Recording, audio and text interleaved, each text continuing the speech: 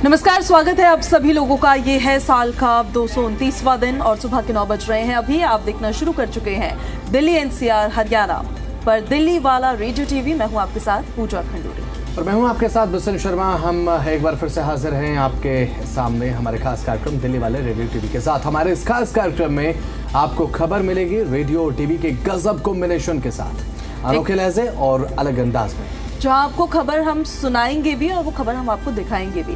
दिल्ली की गलियों से दिल्ली वालों के दिन भर तक की कहानी तक खबर होगी आपके मतलब की, तो कान को खोल लीजिए, दिल को लगा लीजिए और जुड़ जाइए हमारे साथ, क्योंकि आप देख रहे हैं दिल्ली वाला रेडियो टीवी।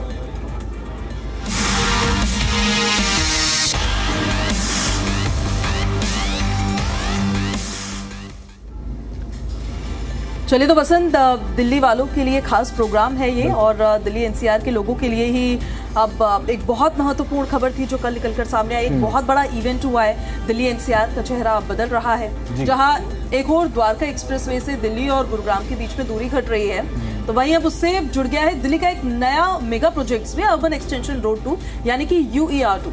इसके बारे में हम अपने दर्शकों को जरा बताएंगे कि क्या इन दोनों हाईवेज का रिश्ता है, किस तरह से इसकी कनेक्टिविटी है, आम लोगों को इससे किस तरह से फायदा मिलने वाला है।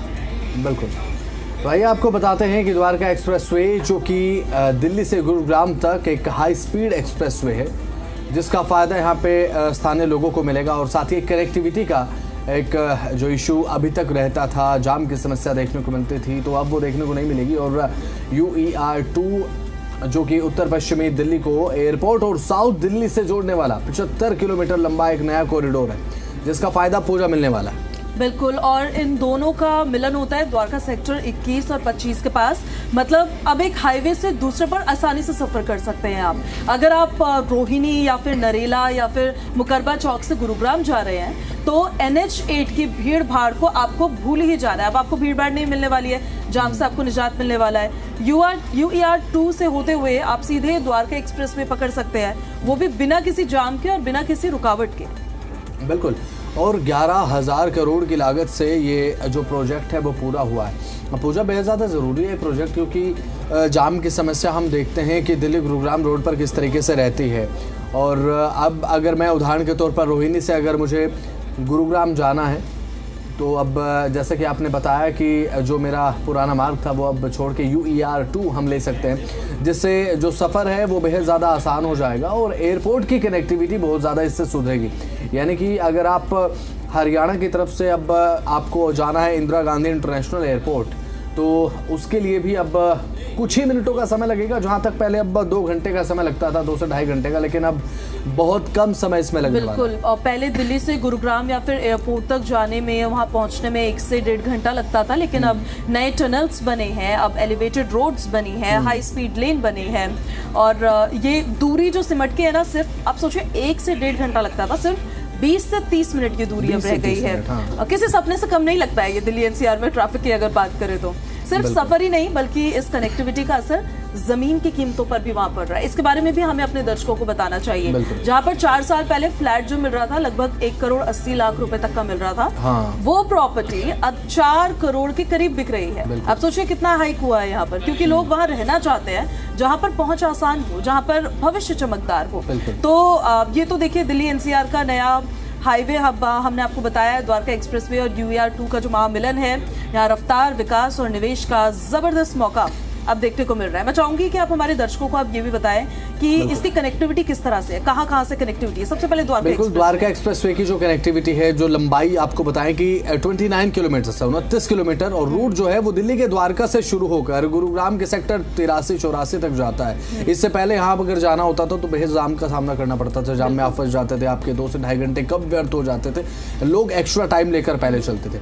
अब स्पेशलिटी क्या है, इस हाईवे की 8 लेन एलिवेटेड रोड है। सबसे पहले अब ऑन द ग्राउंड भी जाम देखने को नहीं मिलेगा, क्योंकि एलिवेटेड रोड है, ऊपर से आप सीधा जाएंगे, और साथ ही एयरपोर्ट टनल अब ऐसे में NH8 का ये विकल्प है, और साथ ही साथ अब क्योंकि वैकल्पिक तौर पर आप इसे ले सकते हैं, तो मुझे लगता है कि ये दिल्ली वालों का समय बचाने का काम करेगा। और पूजा केवल दिल्ली वाले नहीं, जो एनसीआर के लोग हैं, नेशनल कैपिटल रीजन के, उसमें बात आप उत्तर प्रदेश के कुछ इलाकों, हम अब नोएडा में हमारा ऑफिस है, हमें अगर IGI एयरपोर्ट जाना हो तो हमें दिल्ली को क्रॉस करके जाना पड़ता है, तो एक जाम की सिचुएशन हमें देखने को मिल जाती है। लेकिन जब से अब ये UER जो है एक अच्छे विकल्प के तौर पर देखने को मिला है, और अब आने वाले समय में इसका देखिए फायदा एक लोगों को कुछ इस तरीके से देखने को मिलेगा कि लोगों का समय भी बचेगा, एक जो यूटिलिटी है वो देखने को मिलेगी, क्योंकि जहां लोगों का समय ज़्यादा लगता था, अब लोगों को ये तो समझ में आया कि कुछ बहुत बड़ा प्रधानमंत्री नरेंद्र मोदी ने इनोग्रेट किया है, कुछ बहुत बड़ी चीज़ का उद्घाटन हुआ। लेकिन कनेक्टिविटी को लेकर एक इश्यू लोगों के मन में ये रहता है कि ये हमें इसका लाभ आखिर कैसे मिलेगा, है ना। अब लोगों को ये पता है कि कनेक्टिविटी इससे सुधरेगी, और लोगों को ये पता है कि समय बचाएगा, लेकिन समय किस तरीके से बचाएगा, कहाँ से कहाँ ये कनेक्ट करेगा, कहाँ जाने में आपको ये मदद करेगा। IGI एयरपोर्ट अगर आप जा रहे हैं तो आपको इससे सीधा लाभ मिलने वाला है, गुरुग्राम अगर आप जा रहे हैं तो आपको इससे सीधा लाभ मिलने वाला है। अब देखिए, जो UER 2 है, यानी कि अर्बन एक्सटेंशन रोड 2, इसकी कनेक्टिविटी के बारे में भी हम अपने दर्शकों को बताते हैं। 75 किलोमीटर लंबा बनाया गया है इस प्रोजेक्ट को। इसका जो रूट है, जिसका आप जिक्र भी कर रहे थे, जो उत्तर पश्चिमी दिल्ली है, नेशनल हाईवे 1 मुकरबा चौक, बिल्कुल ये जाने लायक बात है, वहां से ये शुरू होता है, और NH8 और NH48 और IGI एयरपोर्ट को ये जोड़ता है। इससे पहले यहाँ पर जाम देखने को मिलता था, जाम की कंडीशन इनफैक्ट अभी भी है, लेकिन अब अगर ये शुरू हो गया, अब कल से जाहिर सी बात है PM मोदी इनोग्रेट कर चुके हैं, उद्घाटन कर चुके हैं, शुरू तो हो ही गया है, लेकिन अब ये होगा कि यहाँ के जो लोग IGI एयरपोर्ट जा रहे हैं, गुरुग्राम जा रहे हैं, तो आपको अब ज़्यादा समस्या का सामना नहीं करना पड़ेगा, ज़्यादा जाम से जूझना नहीं पड़ेगा, और एक्स्ट्रा टाइम जो अभी तक आप लेकर चलते थे गुरुग्राम की तरफ अगर आपको जाना होता था, तो एक तरीके से आप ये कहकर चलिए, एक तरीके से सारी चीज़ों को कट ऑफ करते हुए एक बाईपास के तौर पर भी इसे देखा जा रहा है। अब उद्देश्य ये है कि बाहरी रिंग रोड यानी कि आउटर रिंग रोड जो है उसका विकल्प है, क्योंकि आउटर रिंग रोड पर जाम की कंडीशन सब जानते हैं कैसी रहती है। अब दिल्ली के ट्रैफिक को बाईपास करता है, जैसा कि मैंने अभी आपको बताया कि एक बाईपास के तौर पर इसे, क्योंकि सारी चीज़ों को कट ऑफ करता हुआ ये चलता है। अब दिल्ली का जो जाम है, कई ऐसे इलाके जहां पर आपको पहले से होकर गुजरना पड़ता था, लेकिन वहां पर अब आपको नहीं जाना पड़ेगा, आप सीधा जो है वो NH8 का विकल्प देखने को मिल सकता है। तो अब ट्रैफिक को बाईपास करता है, कई ऐसे इलाके जहां पर भीड़ भाड़ में आपके घंटों बर्बाद हो जाते थे, जाम में आपको फंसना पड़ता था, तो वो चीज़ें मुझे लगता है पूजा कि अब दिल्ली वालों को देखने को नहीं मिलेंगी। और सच मानिए, मैं आपको गारंटी के साथ ये बात कह सकता हूँ पूजा कि जिन लोगों का एयरपोर्ट पर आना जाना लगातार रहता है, जो फ्लाइट्स के माध्यम से सफ़र करते हैं, तो अब उनके लिए एक बहुत अच्छी सौगात है, और आने वाले समय में ये और ज़्यादा एक बहुत बढ़िया तरीके से देखने को मिलेगा। लोगों के लिए एक बहुत अच्छा यूटिलिटी का साधन बनेगा ये एक्सप्रेसवे, जो कि इनोग्रेट प्रधानमंत्री जी ने कल किया है। और मुझे एक बहुत बेहतर चीज़ ये भी लगती है कि समय तो खराब होता ही है जाम, लेकिन आप सोचिए हेल्थ इश्यूज कितने ज्यादा हो जाते हैं। जो ऑटोमेटिक गाड़ी चला रहे मैं तो मैनुअल गाड़ी चलाती हूँ, मैनुअल गाड़ी अगर आप ट्रैफिक पे चला रहे हैं तो आप समझ सकते हैं कि क्या हालात होते हैं। ऑब्वियस सी बात है, आपको क्लच ब्रेकिंग का बहुत ज़्यादा हिसाब किताब रखना पड़ता है, लेकिन यहाँ पर एक एलिवेटेड रोड अब आपको मिल चुका है, तो अब आपको ज़्यादा क्लच दबाने की ज़रूरत भी नहीं पड़ेगी, आपकी क्लच प्लेट भी जो है वो घिसेगी नहीं।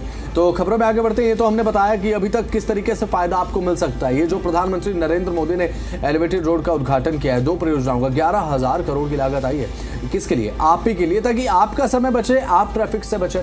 तो ये तो हमने आपको बताया किस तरीके से फायदा मिलेगा। इसके साथ अब खबर में आगे बढ़ते हैं। अब राजधानी दिल्ली पर पूजा बाढ़ का खतरा मंडरा रहा है, आपको पता है इस बारे में, क्योंकि अब हथनी कुंड से पानी छोड़ दिया गया। हथनी कुंड बैराज से लाखों क्यूसेक पानी छोड़ा गया है, 1,78,000 क्यूसेक पानी, वो सारा दिल्ली में आने वाला है, वो सारा दिल्ली में ही आएगा, यमुना में आने वाला है। 18 गेट्स खोल दिए गए हैं और वो उसको रोका भी नहीं जा सकता था, इतना पानी वो भी स्टोर नहीं कर सकते हैं। वहाँ जो कैपेसिटी है वो ज्यादा है नहीं, 1 लाख और मैक्स टू मैक्स 1,20,000। अब ऐसे में क्योंकि आप देखिए ना, हार्डकोर जो माउंटेन रीजन्स हैं, बादल फट रहे हैं, जम्मू कश्मीर में बादल फटा, कल हमने देखा 3 जगह पर बादल फटने की घटना देखने को मिली। हिमाचल प्रदेश में बारिश का दौर लगातार जारी है। अब ऐसे में अगर हिमाचल प्रदेश के रीजन में अगर बारिश होती है तो उसका पानी कहाँ जाता है? वो यमुना में आता है, और यमुनानगर में हथनीकुंड बैराज है, और हथनीकुंड बैराज के 18 गेट जो खोले गए, यहाँ पर हथनीकुंड बैराज से जब पानी छोड़ने का सिलसिला देखने को मिलता है तो दिल्ली की धड़कनें सबसे पहले बढ़ती हैं। हथनीकुंड बैराज एक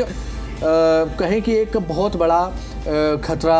अनुमानित कितना टाइम लगता है वहां से आने में? 48 घंटे कुछ लगते हैं? नहीं, वहां से आने में पूजा अमूमन देखिए 24 से 30 घंटे का समय जो है पानी को लगता है। जब हथनीकुंड बैराज से पानी छोड़ा जाता है तो दिल्ली आने में 24 से 30 घंटे का वक्त लेता है। तो अगले 24 घंटे बाद, हाँ, यानी कि 24 घंटे अब भारी रहने वाले हैं। अब प्रशासन की तैयारियां जो हैं वो इस समय धरातल पर क्या हैं दिल्ली में, वो तो समय के साथ देखने को मिल ही जाएगा, क्योंकि ये जो पानी छोड़ा गया है जाहिर सी बात है दिल्ली वालों को परेशान कर सकता है। अब हो सकता है कि प्रशासन की बेहतर व्यवस्था आपको देखने को मिले। जल स्तर चेतावनी के निशान को पार कर चुका है, अब 205.33 खतरे का निशान है। खतरे के निशान के बेहद करीब यमुना का जल स्तर ऑलरेडी है। अब ऐसे में 1,78,000 क्यूसेक पानी अगर अपना योगदान देगा यमुना में, तो उसका क्या होगा? वो जल स्तर बढ़ेगा। अगले 24 घंटे बेहद अहम है, जैसा कि हम बता रहे हैं। सबसे ज्यादा असर दिल्ली के निचले इलाकों पर पड़ने वाला है पूजा, क्योंकि ऊपर से नीचे की तरफ पानी बहता है, ये तो देखिए प्रकृति का दस्तूर है। लेकिन नीचे से पानी बहकर जाएगा कहाँ?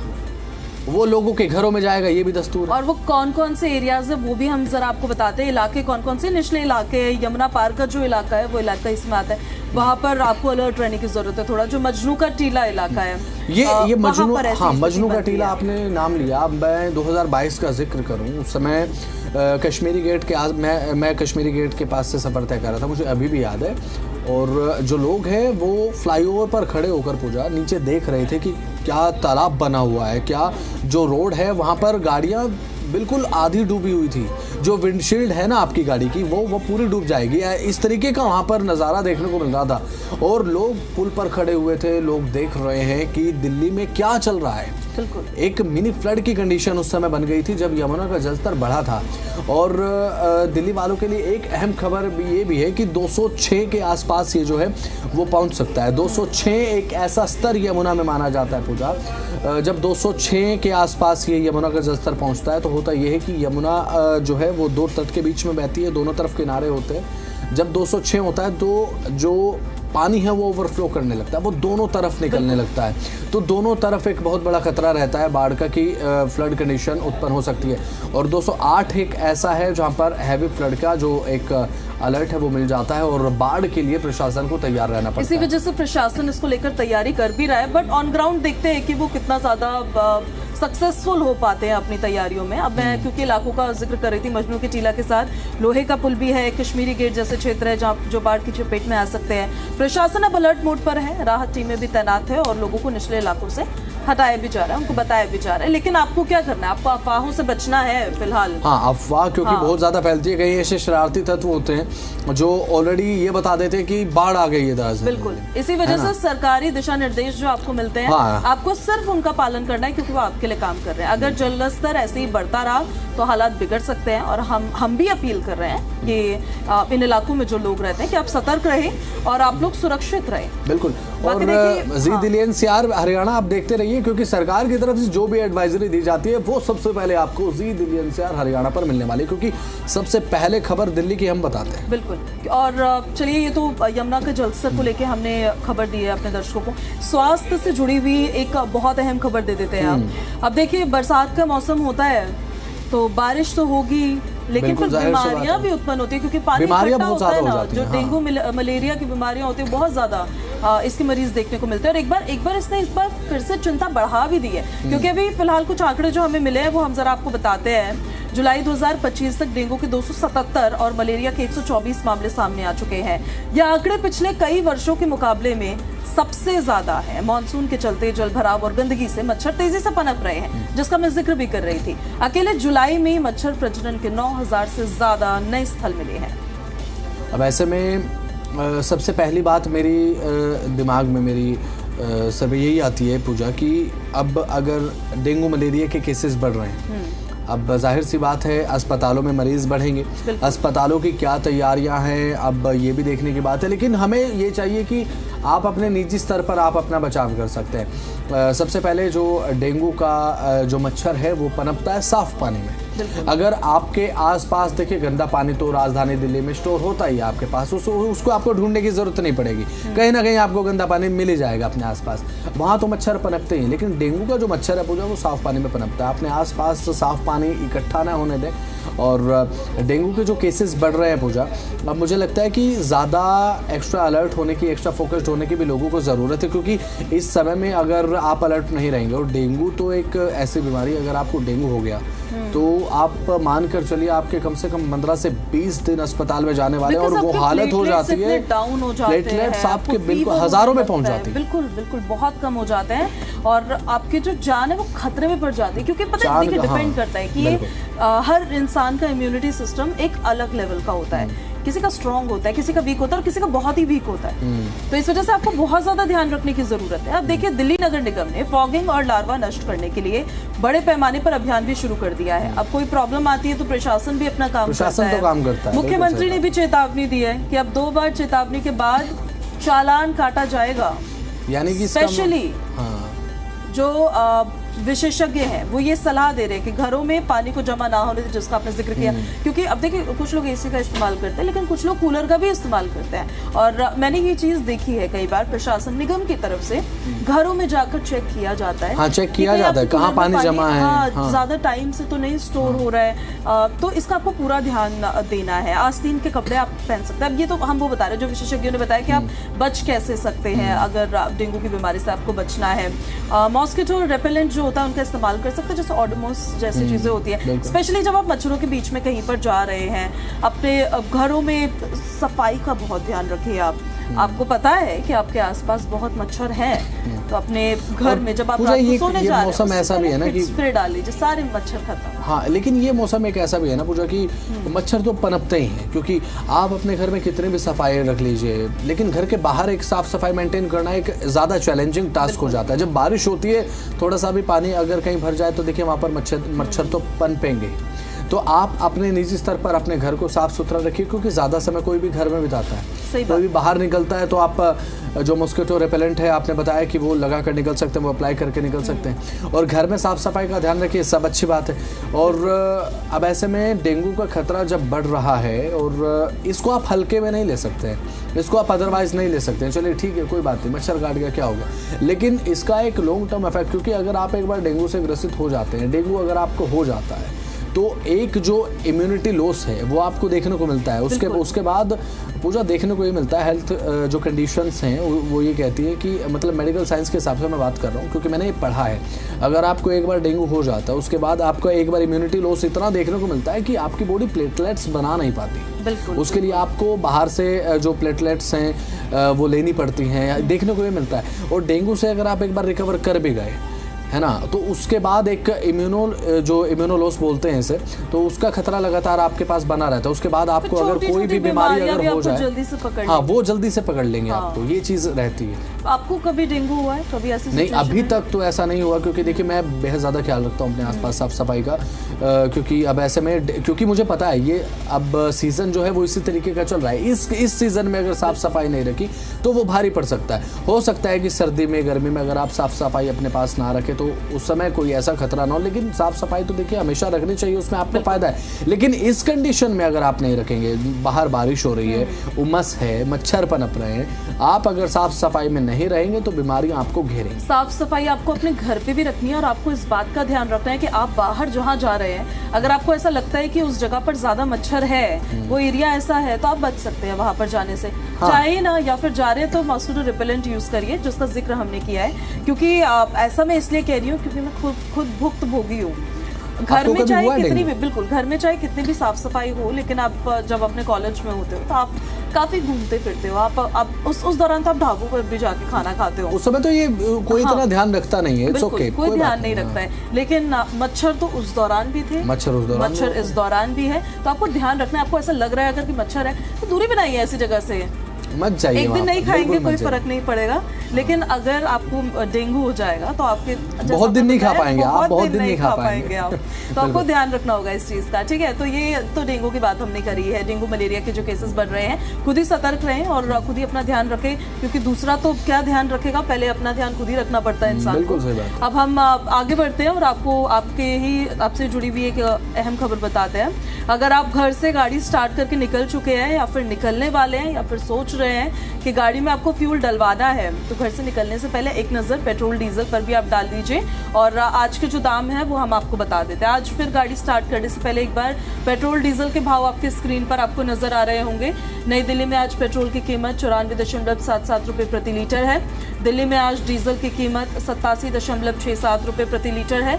ये तो सेम ही है, ऑलमोस्ट काफ़ी दिनों से बसन सेम प्राइस चल रहा है। लेकिन दिल्ली में जो सीएनजी के दाम है वो 76.59 रुपये प्रति किलोग्राम है, जो थोड़ा सा बढ़ गया है पहले से।